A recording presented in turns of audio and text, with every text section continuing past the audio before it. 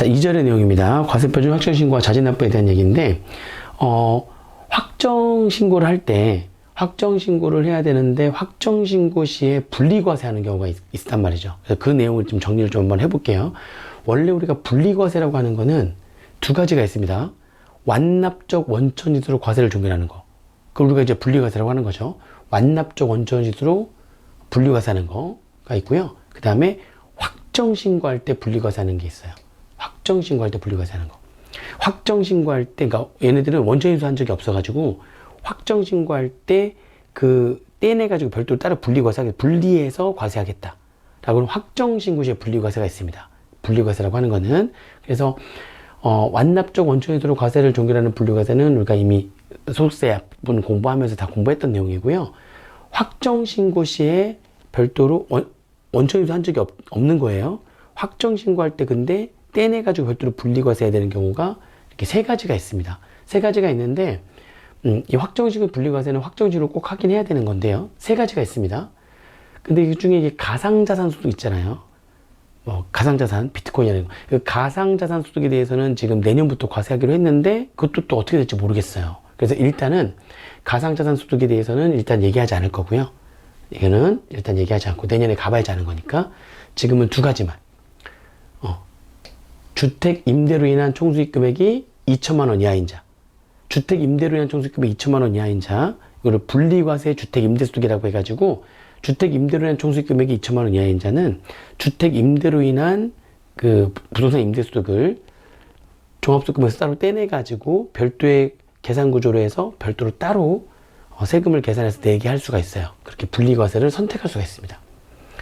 그래서 주택 임대로 인한 총수익 금액이 2천만 원 이하인 자로서 저 따로 떼내가지고 분리과세 할래요? 라고 하면 분리과세 하는 거예요. 자기가 선택하는 거예요. 그냥 종합소득에 포함시켜가지고 세금 신고 납부해도 되고요. 떼내가지고 별도로 분리해가지고 떼낸 나머지 금액만 종합과세하고 떼낸 금액은 별도의 계산 구조로 세금 계산해가지고 계산한 금액으로 세금 내겠다는 거죠. 그렇게 분리과세 선택하게 되면 확정신고 시에 분리과세가 되는 거고요.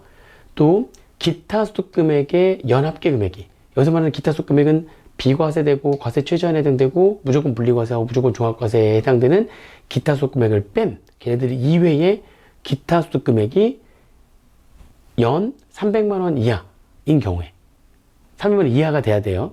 기타 소득금액 300만 원 얘네들을 제외한 기타 소득금액 연합계금이 300만 원 이하였을 때 저 분리과세 할래요? 라고 선택을 하게 되면 그러면 확정신고할 때 별도로 그 300만 원 이하인 기타 소득금액을 떼내가지고 별도로 20%로 얘는 딱 세율이 정해져 있죠. 20%로 해가지고 분리과세 하겠다는 거죠. 그래서 선택을 하면 만약 분리과세 선택하지 않으면 이 기타 소득금액 연합계금이 300만 원 이하인 기타 소득금액까지 포함해서 종합소득금액으로 해가지고 한꺼번에 초과점수로 과세하는 것이고, 그렇죠? 얘네들 뺄 것들을 뺀 기타 소득금액이 연합계금액이 300만 원 이하였을 때 저 분리과세 할래요? 라고 선택하게 되면 얘를 분리하고 얘를 제외한 나머지 종합소득금액에 대해서는 초과점수로 과세하고 얘 빼낸 요 기타 소득금액 연합계금 300만 원 이하 빼낸 금액은 20%로 분리과세 할 수 있다는 거죠. 그렇게 해서 확정신고 시에 분리과세 하는 경우가 있다. 확정신고 시에 분리과세 해야 되는 경우 세 가지가 있는데 가상자산 소득은 2023년도부터 과세하기로 했기 때문에 지금 얘기하지 않겠다. 2023년도 됐을 때, 내년도 됐을 때 어떻게 될지 가봐야지 알 것 같아요. 아시겠죠? 그리고 과세표준 그럼 확정신고 면제자. 과세표준 확정신고는 다음 연도 5월 1일부터 5월 31일까지 과세표준 확정신고를 해야지만 되는데, 근데 하지 않아도 되는 면제자가 있더라. 그죠? 걔네들은 누구냐? 해가지고요. 연말정산 대상소득 아까 네 가지 있었잖아요. 그 중에 한 가지만 있는 자. 연말정산 대상소득 중 한 가지만 있는 자. 그리고 원천징수로 과세가 분리되는, 완납적 원천징수로 분리과세되는 소득만 있는 자. 그죠? 그 다음에 퇴직소득만 있는 자. 그죠? 이렇게.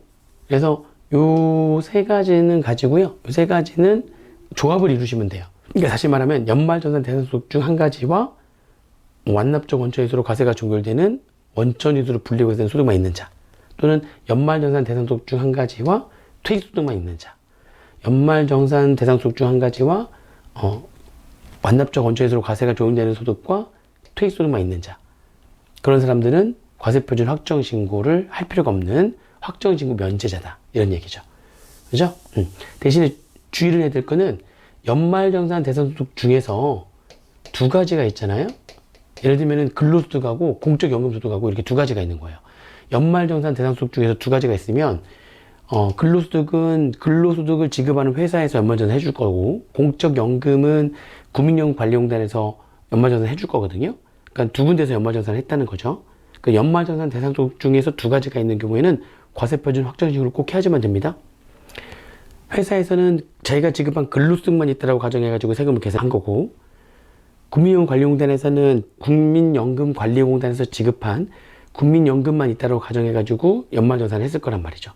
근데 소득은 합해가지고 한꺼번에 초과소득세로 과세를 해야 되기 때문에 연말정산 대상소득 중 두 가지가 있는 자는 그 소득을 합해가지고 5월달에 확정신고를 해야지만 되는 겁니다. 아시겠죠? 연말정산 대상소득 중에서 두 가지가 있다면 5월달에 확정신고를 꼭 해야지만 되는 겁니다. 아시겠죠? 그리고 거기에다가 이 세 가지를 가지고 조합을 만들면 되고요. 거기에다가 수시부가 후에 추가로 발생한 소득이 없는 자, 수시부가 한 다음에 추가로 발생한 소득이 없는 자도 과세표준 확정신고를 할 필요가 없는 자가 되는 겁니다. 아시겠죠? 자, 그 다음에 이제 교재 이제 597페이지를 보시면은 과세표준 확정신고 면제자 바로 밑에 과세표준 확정신고 기한 나오잖아요. 597페이지에 과세표준 확정신고 기한이 나오는데, 원칙은 다음 연도 5월 1일부터 5월 31일까지 과세표준을 확정신고를 하는 거죠. 다음 연도 5월 1일부터 5월 31일까지가 원칙이고요. 만약에 예외적인 두 가지가 예외가 있죠. 사망한 경우에는 상속 개시일이 속한 달의 발일로부터 6개월이 되는 날까지 소득세를 신고를 하는 겁니다. 그날이 이제 상속세 신고 기한이거든요. 상속세 신고할 때 그 피상속이 돌아가신 분의 소득세도 같이 신고해라. 그래서 사망한 경우에는 상속 개시일이 속하는 달의 발일로부터 6개월 이내에 신고하게 되어 있고요. 그 다음에 해외 이민 가기 위해서 출국하는 경우에, 해외 이민을 가기 위해서 출국하는 경우에는 출국일 전날까지 과세표준을 확정신고를 하면 되는 겁니다. 그래서 원래 원칙은 다음 연도 5월 1일부터 5월 31일까지 과세표준 확정신고를 하는 건데, 사망했다면 상속 개시일이 속한 달의 말일로부터 6개월이 되는 날까지 신고하는 거고, 해외 이민 가기 위해서 출국했다면 출국일 전날까지 과세표준 확정신고를 하면 된다. 그 다음에 597페이지에 확정신고 자진 납부는 확정신고 기한 내에 자진 납부하는 겁니다. 그러니까 확정신고 기한 내에 자진 납부까지 다 하는 거고요. 598페이지에 분납 나오죠. 법인세와 마찬가지로 소득세도 분납할 수 있습니다. 납부할 세액이 1,000만 원을 초과하게 되면 그러면 돈을 나눠낼 수 있는 거죠. 분납. 그래서 소득세는 대신에 법인세와 차이점이, 법인세는 납부할 세액이 1,000만 원 초과할 때 분납하게 되면 일반적인 법인은 1개월 이내에 분납하는 거고, 중소기업은 2개월 이내에 분납하게 되어 있는데, 소득세는 무조건 다 2개월 내에 분납하는 겁니다. 2개월 내에 분납하는 거고, 납부할 세액이 1,000만 원 초과했는데 2,000만 원 이하라면은 1,000만 원 초과하는 금액을 2개월 뒤에 나눠낼 수 있는 거고, 2,000만 원을 초과하게 되면은 50% 이하의 금액을 나중에 2개월 뒤에 분납할 수 있는 것이고, 그렇죠? 그리고 이 분납은 가산세와 감면부 추가납부세액은 분납 대상에서 제외한다. 이건 법인세랑 같은 내용이고요. 아시겠죠? 그리고 이제 그 밑에 598페이지 중간에 참고해가지고 추가신고 제도가 나오는데, 이게 아까 이제 공부했던 인정상여, 인정배당, 인정기타 소득의 경우에 걔네들을 그 인정상여 등에 대해서 법인이 송금불사입 상여라고 신고를 안 한 거죠. 그 신고를 안 하게 되면은 대표자도 자기네들의 근로쓰기라고 생각을 못 할 거니까 소득세도 또 누락을 했을 것이고, 법인세도 누락하고 소득세도 누락이 됐겠죠. 나중에 어떻게 한다고요? 세무, 조사 등이 나와가지고 그 신고를 하지 아니한 그 법인의 이제 세무조사를 해가지고 결점 및 경정을 한 거죠. 몇 년도에 대표회사가 내야 될 돈인데 회사가 대신 내주고 소금세입 상여라고 안 하셨네요. 그러면은 당신들 그 법인의 소득금액은 더 늘어나야 됩니다. 그래서 소득금액 변동 통지서를 보내고 법인이 그걸 받는다고 그랬잖아요. 그럼 그 소득금액 변동 통지를 받은 날이 원천 징수시기의 특례일이 되는 거기 때문에 다음 달 10일까지 원천징수세액을 내면 되고, 그죠? 그러면은 그렇게 해서 그렇게 해서 들키게 되면 X 1년도에 대표이사의 소득세 계산할 때도 누락된 포함시키지 않았다는 거를 이제 알게 된 거잖아요. 그래서 소득금액 변동 통지를 받은 날에 다음 달 말일까지 대표이사가 그 누락된 금액을 포함시켜가지고 X년도에 소득세를 추가로 신고 납부를 하게 되면 확정 신고 기한 내에 신고 납부한 걸로 보겠다. 그래서 추가로 세금 더 내기만 하면 되는 거지 가산세를 부과하지는 않겠다라고 얘기를 했는데 그게 바로 여기 추가 신고 제도예요. 그 추가 신고 제도에 아까 얘기했던 내용이 1번에 있는 겁니다. 그리고 그 1번은 소득금액 변동통지를 받은 날에 다음 달 말일까지 추가 신고를 하게 되면 확정 신고 기한 내에 신고한 걸로 봐주겠다. 그리고 5번은 그 신고 기한까지 납부도 하게 되면 확정 신고 기한 내에 납부한 걸로 해주겠다. 그래서 1번하고 5번에 대한 얘기를 한꺼번에 얘기를 이미 했던 거고요. 자, 그렇게 해서 추가 신고 제도는 그 1번하고 5번만 더 보시면 되고요. 아까 설명드렸던 내용입니다. 자, 사업장 현황 신고에 대한 얘기입니다. 이게 사업장 현황 신고라고 하는 거는 그 사업장의 어떤 주소지, 사업장이 어디 있느냐, 사업장 수혜지, 그 다음에 업종, 그 다음에 사업장의 면적, 그 다음에 사업장의 종업원 수, 이런 것들, 사업장의 차량 보유 대수, 이런 것들을 신고하는 거예요. 사업장 현황을. 근데 거기서 가장 중요한 거는 그 사업장의 업종별 수익 금액 신고하는 거예요. 그게 사업장 현황 신고에 들어가 있거든요. 그게 가장 핵심인데 이 사업장 현황 신고를 그러면 누가 하는 거냐? 얘네들은 부가가치세법상의 면세사업자가 하는 겁니다. 부가가치세법상의 과세사업자들은 세금계산서를 발급하기 때문에 매출액이 얼마인지 파악이 좀 쉽게 돼요.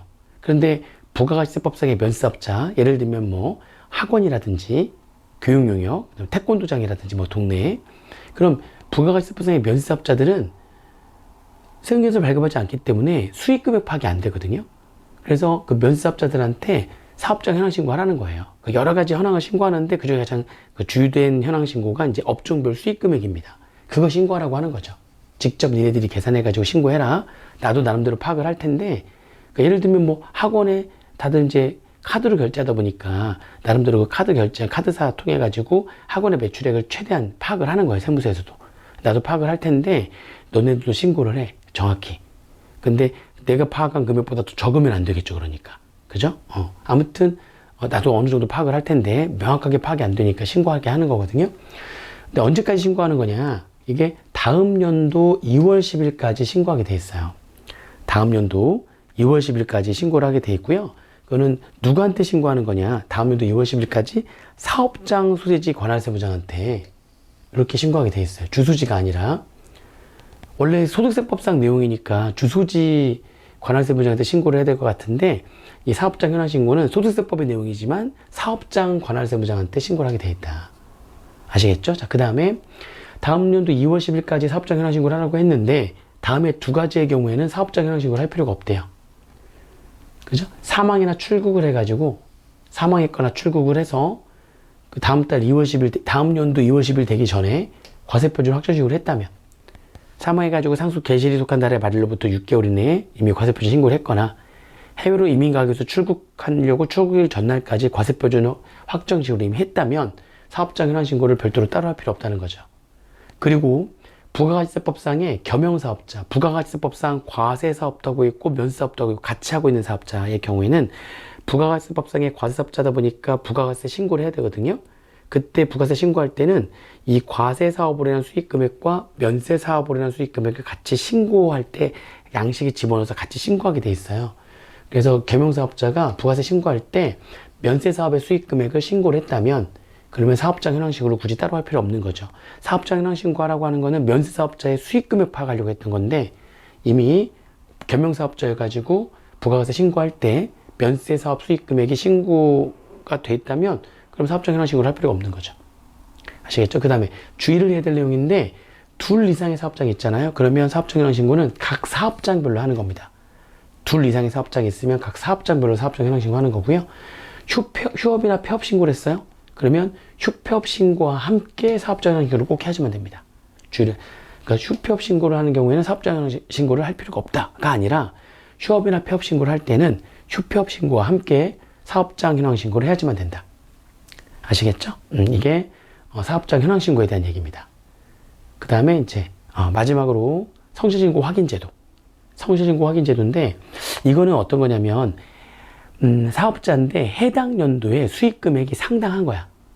상당한 거야. 그럼 얘네들이 이제 소득세를 신고납부해야 될 거 아닙니까? 그러면 니네들 소득세 신고납부만 하지 말고 니네들이 신고하는 그 내용이 성실하게 신고하는 내용이라는 것을 세무사로부터 확인 도장을 받아서, 그래서 세금 신고할 때 그 성실신고 확인 서류를 세무사로부터 도장받아 가지고 같이 제출하라는 거예요.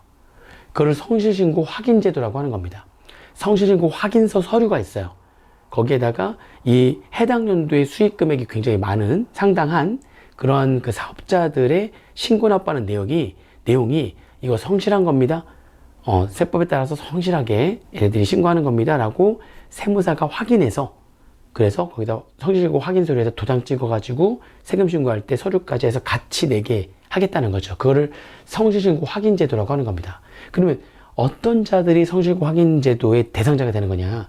직전 연도가 아니라 해당 연도의 수익 금액이 업종에 따라서 15억 이상이거나 7억 5천 이상이거나 5억 원 이상인 그런 개인 사업자들, 뭐 부동산 매매업자라든지 뭐 그런 자들은 15억 이상이고, 교재 보시면은 600페이지에 그게 나와 있어요. 부동산 매매업이라든지 도소매업이라든지 15억 이상인 자고, 그 다음에 일반적인 업종들, 뭐 건설업이나 제조업이나 음식점이나 뭐 숙박업 이런 업이나 이런 일반적인 그런 업종들은 7억 5천만 원 이상이고요.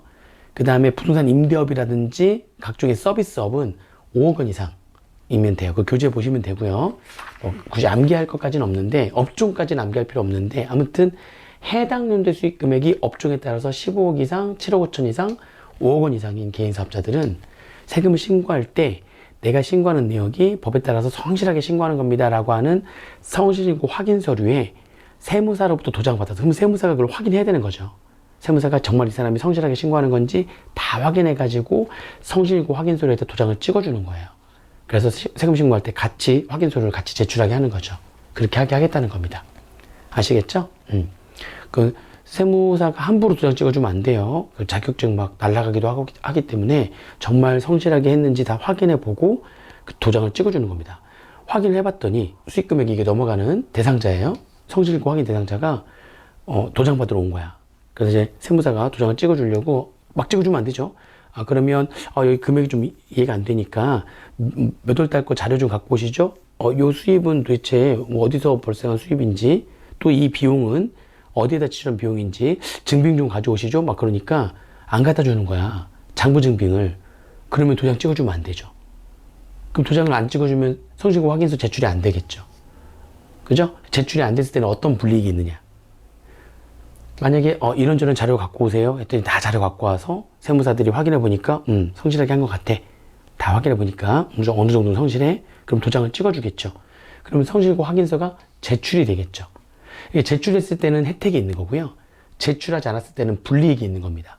자, 제출했을 때는 어떤 혜택이 있는 거냐. 성실하게 했다는 거죠. 그러면은 과세표준 원래 확정신고 납부를 5월 1일부터 5월 31일까지 해야 되는데 한 달 더 여유를 주는 거예요. 과세표준 신고는 5월 1일부터 6월 30일까지. 신고기한을 한 달 더 연장시켜 주는 거고요. 그 다음에 그 확인서에다 도장 받으려면 비용이 발생하잖아요. 세무사가 확인 다 해가지고 도장 찍어주는 거니까 비용이 발생하는데, 그때 발생한 비용의 60%를 세액공제를 해주겠다는 겁니다. 물론 이제 120만 원 한도로 해서 발생한 비용의 60%를 세액공제 해주는데 120만 원 한도로 해가지고 세액공제 해주겠다. 그 다음에 성실신고 확인 서류에다 도장을 찍어서 낸 거지, 이 사람이 법소정의 요건을 충족한 성실사업자는 아니거든요. 그냥 돈이 많고 세금만 성실하게 신고하는 거죠. 돈을 많이 벌었고. 그런지 뭐 법에서 정해놓은 여러 가지 요건을 충족해가지고 조특법상 성실사업자가 된 건 아니에요. 그런데도 불구하고 조특법상 성실사업자의 요건을 충족하지 않았음에도 불구하고 성실신고 확인 서류에 도장을 받아서 제출했다면 이 신고만큼은 성실하게 한 거잖아요. 그래서 니네들은 조특법상 성실사업자처럼 의료비나 교육비 세액공제, 그죠? 그리고 월세 세액공제 해줄게. 원래 조특법상 성실사업자들한테만 추가로 해주는 거 있었잖아요. 의료비나 교육비 세액공제. 원래 의료비나 교육비나 월세 세액공제는 근로소득자들한테만 해주는 건데, 근데 조특법상 성실사업자에 해당하면은 의료비나 교육비 세액공제와 월세 세액공제를 해주는 거잖아요. 근데 이 성실신고 확인 서류를 제출만 하면 조특법상 성실사업자 요건을 충족 여부를 따지지 않고 이 서류를 제출했다면 조특법상 성실사업자처럼 봐주는 거죠. 의료비나 교육비 세액공제도 해주고 월세 세액공제도 해주겠다. 이런 세 가지 혜택이 있는 겁니다. 성실신고 확인서를 제출하면 이런 세 가지 혜택이 있는 거고요. 만약 제출하지 않으면 가산세가 부과가 되겠죠. 가산세가 부과가 되는데 요게 가산세가 이게 원래 산출세계 5%를 가산세로 했어요. 작년까지. 근데 올해 개정이 돼가지고 산출세계 5%와 총수익 금액의 0.02% 중에서 큰 거만큼을 가산세로 하겠다. 그 얘기는 산출세기 이제 없더라도 총수익 금액은 지금 요 금액을 넘어갔으니까 성실고 확인 대상자잖아요. 그 총수익 금액, 이걸 넘어간 그 총수익 금액의 0.02%는 가산세로 내기 때문에 산출세기 없는 경우에도 가산세를 낸다는 거죠. 이제 올해부터는. 예전에는 산출세기 5%, 작년까지는 산출세기 5%만 가산세로 했는데 산출세기 이제 없어도 되는 겁니다. 산출세기 5%와 총수익 금액의 0.02%. 총수익 금액이 당연히 이 금액이 넘어갔을 거 아닙니까? 그게 0.02%로 곱한 금액 중 큰 금액을 가산세로 내게 하겠다. 그래서 산출세기 없더라도 이제 가산세를 낸다. 그리고 이게 제일 무서운 건데, 성실신고 확인 대상자인데 성실신고 확인서를 제출하지 않았어? 그러면 바로 세무조사 나온다는 겁니다. 세무조사에 수시선정 세무조사 사유로 하겠다는 거죠. 수시선정 세무조사 사유로 하겠다는 거는 그냥 바로 세무조사 나오겠다는 거예요. 이게 제일 무서운 거죠. 세무조사가. 그래서 이런 불이익을 주겠다는 겁니다. 이게 성실신고 확인 제도라는 거예요. 아시겠죠? 됐습니다. 이걸로 해가지고 지금 9장에 대한 종합소득세와 특수소득세 납부 절차, 납세 절차까지 설명을 드렸습니다. 소득세는 이걸로 마무리할 거고요. 양도소득세 파트가 있는데 그거는 나중에 따로 또 찍기는 할 거예요. 따로 한번 찍어가지고 올려놓긴 할 건데 처음에 공부하실 때는 양도소득세 내용이 워낙에 복잡하고 내용이 양이 많고 어렵기 때문에 양도소득세 내용까지는 처음에 공부하실 때는 안 하셔도 관계는 없습니다. 그래서 2차 준비하실 때는 양도소득세를 공부를 하셔야 되고, 우리 유튜브에는 2차생들을 위한 양도소득세 강의가 올라와는 있어요. 이제 1차생들을 위한 양도소득세도 강의를 하긴 할 건데, 굳이 처음에 공부할 때는 안 보셔도 된다. 굳이 공부하려면 2차용 강의를 들으셔도 된다. 급하시면 나중에 따로 시간 될 때 한번 양도소득세도 1차를 대비하기 위한 양도소득세 올리긴 할 건데, 내용이 많고 양이 어렵기 때문에 거의 1차 준비하는 사람들은 양도소득세를 거의 보지 않습니다. 저도 이제 1차 준비할 때는 굳이 보라고 권하지는 않아요. 소득세는 이걸로 마무리할 거고요. 우리 지금 부가가치세법도 뒷부분에 조금 기본 과정에서 못한 부분이 있어요. 그래서 그 부분은 또 2, 3일 안에 또 찍어가지고 동영상으로 제공하도록 하겠습니다. 이걸로 소득세 강의를 마치도록 하겠습니다. 수고하셨습니다.